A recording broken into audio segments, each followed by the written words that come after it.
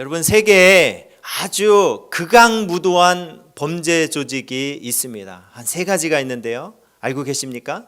중국에 삼화폐가 있어요. 그리고 일본에 야쿠자가 있습니다. 그리고 이탈리아에 마피아가 있어요. 참 제가 이 범죄 조직들의 극악무도한 이 범죄들을 보니까요, 정말 놀랍습니다. 일본에서 1980년대 후반에 이 야쿠자들 간의 조직 간의 전쟁이 일어났어요. 그 전쟁으로 수십 명이 죽었습니다. 보니까 그 두목을요, 그 총으로 살해하고 서로 그렇게 그냥 엽기적인 얼마나 무서운 일들이 많이 일어난지 모릅니다. 그런데요, 여러분, 이 이탈리아 마피아를 보니까요, 이 이탈리아 마피아는 더 심각합니다. 자신을 수사하는 검사들 모조리 테러로 다 죽이고요. 또 어떤 자신이 그 일을 하는데 방해가 된다, 그러면 무참하게 복수하고 살인을 저지릅니다. 엄청난 그 문제가 일어났었어요. 제가 이런 범죄 조직의 모습을 보면서, 여러분, 만약에 우리 안에 이 세상 가운데 살아갈 때 법이 없다면 여러분 어떻게 될까요? 그나마 법이라는 울타리가 있기 때문에 이 정도예요. 만약에 법이 없잖아요, 이 세상은 무법천지가 됩니다. 정의가 완전히 사라지고 그냥 너무나도 범죄가 가득한 그런 소굴에서 우리가 살게 된다라는 것입니다. 하나님께서 우리에게 율법을 주신 이유가 뭘까요? 율법을 주신 이유는요, 크게 3가지로 볼 수 있는데, 첫 번째가 바로 이 율법이 우리의 삶 가운데 울타리가 되는 것입니다.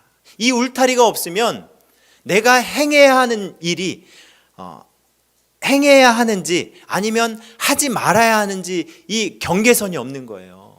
근데 이 울타리가 됨으로 말미암아서 이 일은 하지 말아야 되는구나, 이 일은 해도 되는구나 라고 알 수 있는 거예요. 우리에게 계명을 주셨어요. 살인하지 말라, 도둑질하지 말라, 거짓말하지 말라. 이 말씀을 통하여서 우리가 알게 되는 거예요. 거짓말하면 안 되는구나, 이 울타리 안에서 살아야 되는구나 라고 알 수 있는 것입니다. 우리에게 율법을 주신 2번째 이유는 무엇입니까? 율법은 마치 거울과도 같습니다. 그래서 이 거울을 통하여서 우리가 어떤 존재인지 우리가 깨닫게 되는 거예요. 바로 이 율법을 통하여서 내가 죄인이구나, 하나님께서 우리에게 이렇게 살라라고 말씀하셨는데, 거짓말하지 말라고 말씀하셨는데 나 거짓말했구나. 그 율법을 통해서 율법에 비추어 보아서 깨닫게 되는 거예요. 그래, 나는 죄인이구나 라고 알게 됩니다. 3번째 이유는요, 바로 이 율법을 통하여 그리스도께로 인도하는 선생님이 되는 것입니다. 몽학 선생님이에요. 율법을 통해서 우리는 죄를 깨닫습니다. 그리고 스스로 구원받을 수 없는 그런 존재임을 보게 되는 거예요. 그래서 우리에게 구원자가 필요하구나. 내 힘으로, 내 능력으로 무엇을 해도 나는 내 힘으로 구원할 수 없다. 그래서 우리에게 구원자 예수 그리스도가 필요함을 깨닫고 그 주님께 나아갈 수 있게 하는, 그렇게 우리를 그리스도께로 인도하는 기능이 바로 율법입니다. 이것이 하나님께서 우리에게 율법을 주신 이유예요. 그런데 안타깝게도요, 이 사람들 마음 한켠에 이런 생각을 합니다. 내가 율법을 잘 지키고 노력한다면 구원에 이를 수 있다라고 착각하는 거예요. 이것이 바로 여러분 세상이 말하는 종교입니다. 세상이 말하는 이 종교는요, 선행을 하고 덕을 쌓고 수행을 통해서 갈고 닦아서 구원의 길에 들어설 수 있다라고 말하는 게 바로 세상의 종교예요. 그러나 결코 그런 수행을 통하여서, 나의 행함을 통하여서, 나의 노력을 통하여서 그 구원의 길에 이를 수 없다는 것입니다. 어떤 사람들은요, 우리가 신앙생활 하면서도 이런 생각을 해요. 나는 나 정도면 그래도 괜찮은 사람이야. 세상에 얼마나 법 안 지키는 사람이 많아. 근데 나는 내가 완벽하진 않지만 그래도 나는 그 말씀들 대부분 지키면서 그렇게 나는 괜찮은 사람이야 라고 생각하는 거예요. 여러분, 이것은요 엄청난 교만입니다.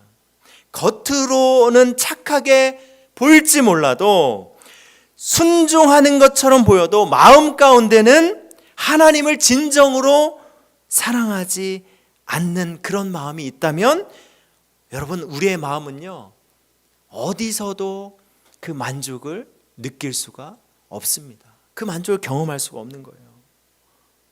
오늘 본문에 나오는 청년이 바로 그런 사람이었어요. 겉으로는 그렇게 다행했습니다. 그러나 그의 마음 가운데는요 진정으로 그 주님을 쫓아 따르지는 않았다라는 거예요. 오늘 이 본문에 나오는 이 부자 청년은요, 그 당시에 엄청나게 정말 엘리트였습니다. 그리고 가장 완벽하게 보일 수 있는 그런 모습을 지니고 있는 사람이었어요. 이 누가복음에 보니까 이 사람을 관리로 그렇게 말하고 있어요. 그러니까 지도자였고 젊고 부유할 뿐만 아니라 존경받는 사람이었고 영향력 있는 지도자였습니다. 이 청년의 겉모습을 보면 우리는 아주 멋지게 보입니다. 그러나 그의 내면 가운데는요 하나님께 속해 있다는 그 확신이 없는 거예요. 그러니까 늘 마음 가운데 뭐가 있습니까? 부족하다고 느껴요. 뭔가 그 갈급함이 있습니다. 이 청년은 그걸 알았습니다. 나에게 그 영생이 없다는 것을 알고 이 영생을 갈구했어요. 그가 얼마나 그 갈급함이 있었는지 이 마가복음 10장 17절 말씀 보니까요, 그의 모습이 이렇게 말하고 있습니다. 예수께서 길에 나가실새 한 사람이 달려와서 꿇어앉아 묻자오되, 선한 선생님이여 내가 무엇을 하여야 영생을 얻으리이까. 지금 오늘 이 본문에 나오는 이 말씀이요, 이 상황을 똑같이 마가복음에서 나오고 있습니다. 근데 이 마가복음에서는 한 사람이 달려와서 꿇어앉아 묻자오되, 이 사람 마음 가운데요 그 영생에 대한 그 갈급함이 얼마나 그 마음 가운데 중요하게 자리 잡고 있었는지 우리는 볼 수 있습니다. 정말 여러분, 이 청년의 이런 모습을 볼 때 진짜 용기가 있는 거예요. 왜냐하면 니고데모는 어땠습니까? 밤중에 사람들 몰래 예수님을 찾아갔어요. 근데 이 청년은요 사람들 다 있는 공개석상에서 그렇게 나아가서 무릎 꿇고 자신이 무엇이 부족한지를 담대하게 말하고 있는 것입니다. 이 사람의 태도를 볼 때 이 영생에 대해서 정말 진지하게 갈망하고 있다는 걸 우리 볼 수가 있습니다. 지금 이 청년이 예수님께 묻는 이 질문은요 마치 이런 것입니다. 내가 무슨 선한 일을 더하면 영생을 얻을 수 있습니까? 지금 이렇게 말하는 거예요. 그러니까 이 주체가 무엇입니까? 내가 무엇인가 더 하면 그 영생을 내가 받아낼 수 있는 것 아닙니까? 라고 이렇게 묻는 것입니다. 근데 이 예수님은요 지금 이 청년의 그 마음을 완전히 꿰뚫어 보고 다 아셨어요. 그 예수님이 뭐라고 말씀하십니까? 예수님께서 이 청년에게 이렇게 말합니다. 계명을 지키라고 말합니다. 우리 이 말씀 한번 제가 읽어드리도록 하겠습니다. 오늘 본문 18절 19절 말씀 보면 예수님이 이렇게 대답하는 거예요. 예수께서 이르시되 살인하지 말라, 간음하지 말라, 도둑질하지 말라, 거짓 증언하지 말라, 네 부모를 공경하라, 네 이웃을 네 자신과 같이 사랑하라 하신 것이니라. 지금 이 계명들을 다 지켜라 예수님 말씀하시니까 이 청년이요 너무나도 자신감 있게 이렇게 대답합니다. 그 청년이 이르되 이 모든 것을 내가 지키었사온데 아직도 무엇이 부족하나이까? 다 지켰다라는 거예요. 지금 부자 청년이 이렇게 말하는 것입니다. 제가 이 율법들, 이 계명들 다 지켰어요. 저 죄 없습니다. 죄 없는 사람이에요. 완벽하게 다 지킨 사람이에요. 라고 이렇게 말하는 거예요. 이 청년이 겉으로 봤을 때는요, 다 지켰을 거예요. 정말 착하고 다른 사람들 앞에서도 당당하게 율법을 지켰다라고 이렇게 말한 것처럼 그는 정말 그렇게 살았을 것입니다.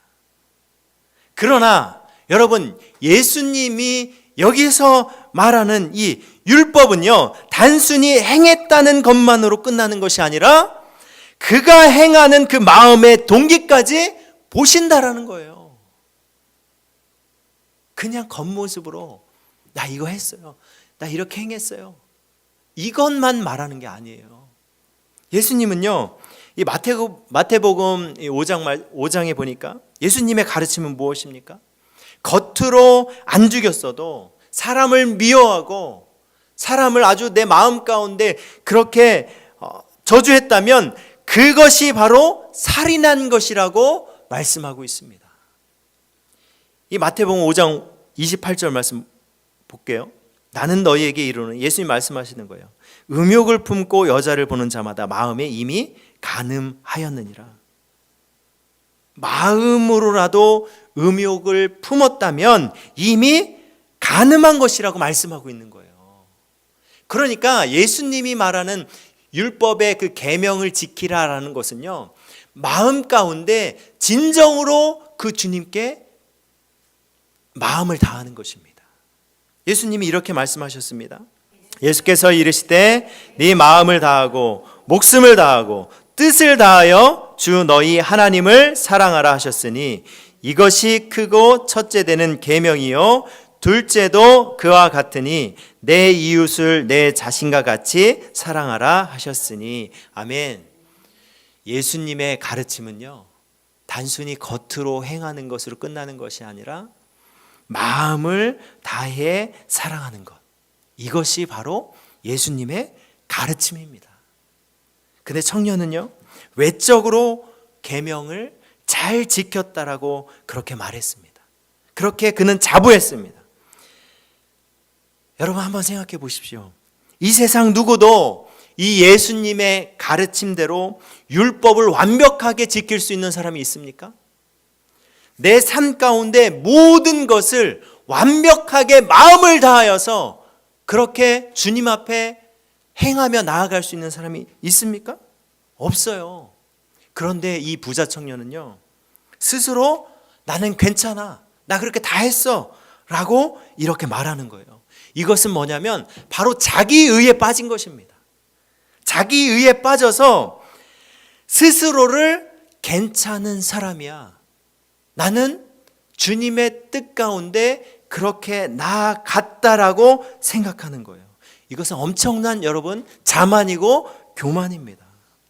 우리가 율법 앞에 한번 선다고 생각해 보십시오. 우리가 진정으로 그 하나님의 율법에 섰을 때 완벽하게 그 율법을 100% 지킬 수 있는 사람이 누가 있습니까? 아무도 없어요. 그럼에도 불구하고 스스로 괜찮다고 여기는 거예요. 이것이 자기 행함과 자기 자만에 빠진 모습입니다. 그러니까 이 지금 오늘 본문에 나오는 이 부자 청년의 모습은요, 하나님 앞에 자신이 죄인임에도 스스로 그 죄를 고백하지 않는 거예요. 아니에요, 나 죄 안 졌어요, 다 행했어요, 이렇게 나아가는 것입니다. 스스로 죄인인 것을 부정하고 그 주님 앞에 돌이키지 않고 회개하지 않았다라는 것입니다. 이것을 예수님은 깨뜨려 봤어요. 그래서 그를 다시 한번 시험합니다. 뭐라고 말씀하십니까? 오늘 본문 21절 말씀 볼게요. 예수께서 이르시되 네가 온전하고자 할진대 가서 네 소유를 팔아 가난한 자들에게 주라. 그리하면 하늘에서 보화가 내게 있으리라. 그리고 와서 나를 따르라 하시니. 예수님이 지금 이 부자 청년에게 모든 걸 다 팔아도 돼, 네가 가지고 있는 것을 포기하라고 묻는 것이 절대 아닙니다. 예수님이 진짜로 묻고 있는 것은요, 너한테 제일 소중한 게 돈이야? 아니면 예수 그리스도야? 지금 이렇게 묻는 거예요. 이 청년은 마음 가운데 영생을 진정으로 원했지만 그의 마음속에 자기 재산, 자기의 돈이 예수님보다 더 소중했어요. 예수님보다 더 사랑했습니다. 그래서 부자 청년은 어떻게 합니까? 슬픈 마음을 안고 그대로 떠나간 거예요. 진짜 모습이 드러난 거예요. 여러분, 우리의 모습도 그래요. 우리가 부자 청년처럼 신앙생활을 잘하고 싶다. 내 인생에 그런 공허함을 채우고 싶다. 진짜 영생의 기쁨을 누리며 살고 싶다라고 우리는 마음 가운데 생각합니다. 그것을 원합니다. 그런데 막상 우리의 모습은 어떻습니까? 우리의 모습은요, 예수님보다 다른 것을 더 사랑하면서 그것을 내려놓지 못하는 모습을 보게 되는 거예요. 영생을 원하는데, 주님이 주시는 진정한 기쁨과 자유를 원하는데, 그런데 내 마음 가운데서는요, 겉으로는 그 주님을 따르는 것처럼 하지만 내 마음속 깊은 곳에서는 또 다른 우상이 있는 거예요.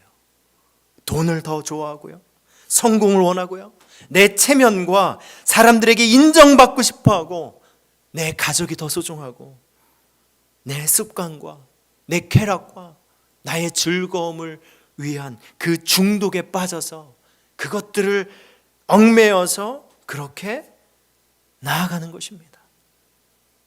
내 마음에 주님이 아닌 이런 것들을 쫓아다니면서 우리는 살아갑니다. 이 우상들을 우리는 내려놓지를 못해요. 어느 순간 내 마음 가운데는요, 그 주님이 아닌 다른 것들이 자리 잡고 있는 것입니다. 겉으로는 말씀대로 살아가는 것처럼, 그렇게 행하는 것처럼 사람들 앞에서 그렇게 보여집니다. 그런데 마음에는 다른 것을 품고 있는 거예요. 다른 것을 품으면서 마음의 그 이중성을 갖고 그렇게 살아가는, 여러분, 우리가 죄인일 수밖에 없는, 죽을 수밖에 없는 죄인이라는 거예요. 여러분, 이 사실에 대해서 아니요, 저는 그렇지 않은데요, 저는 100% 완벽하게 주님만을 생각하고 주님만을 사랑하면서 그렇게 살아가는데요, 이렇게 말할 수 있는 분 있으세요? 아무도 없습니다.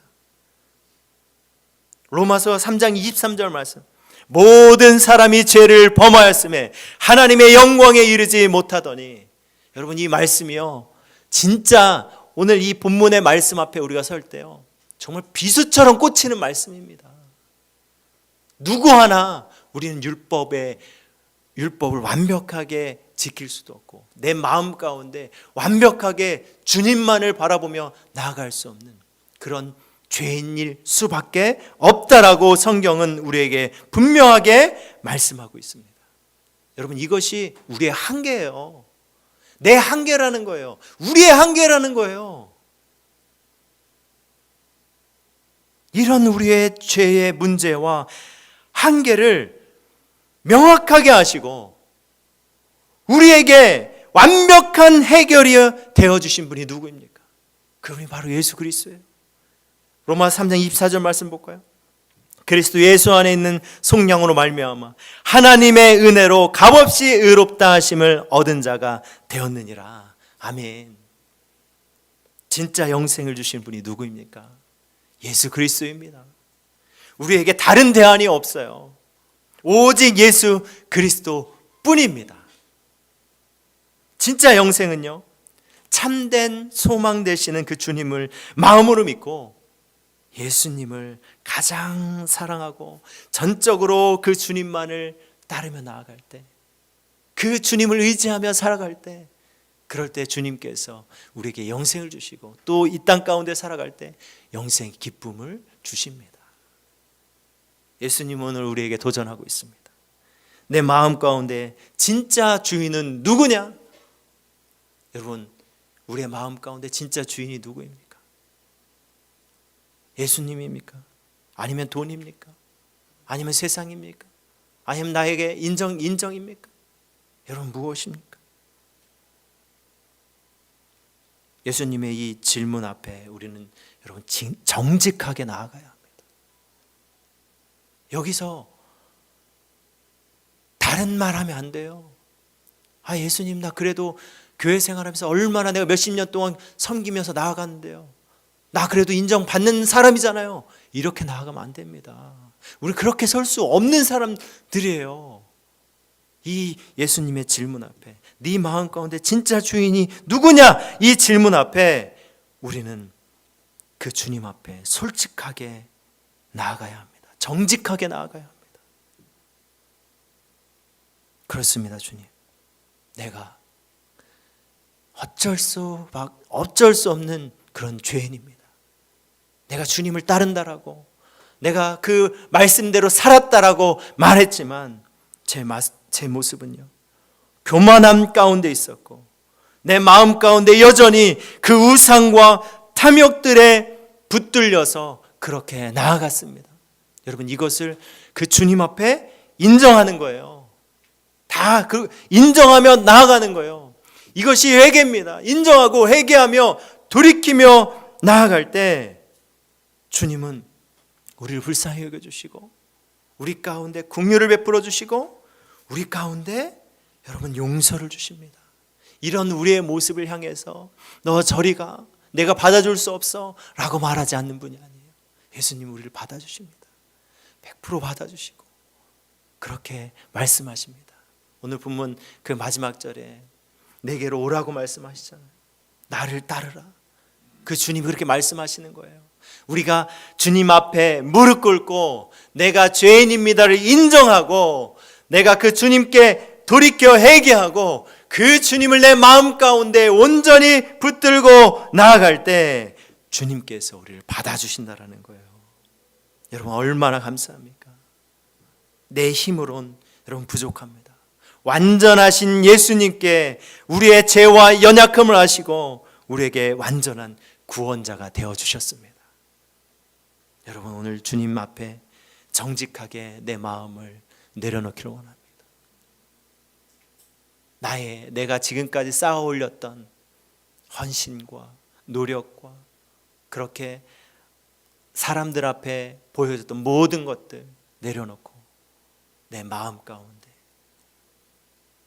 예수님이 아닌 다른 것들 섬겼던 나의 그 죄악된 모습들 완전히 인정하고 주님께 자백하고 주님께 엎드려 나아가는 우리 동산의 가족들 되시길 주님의 이름으로 축복합니다.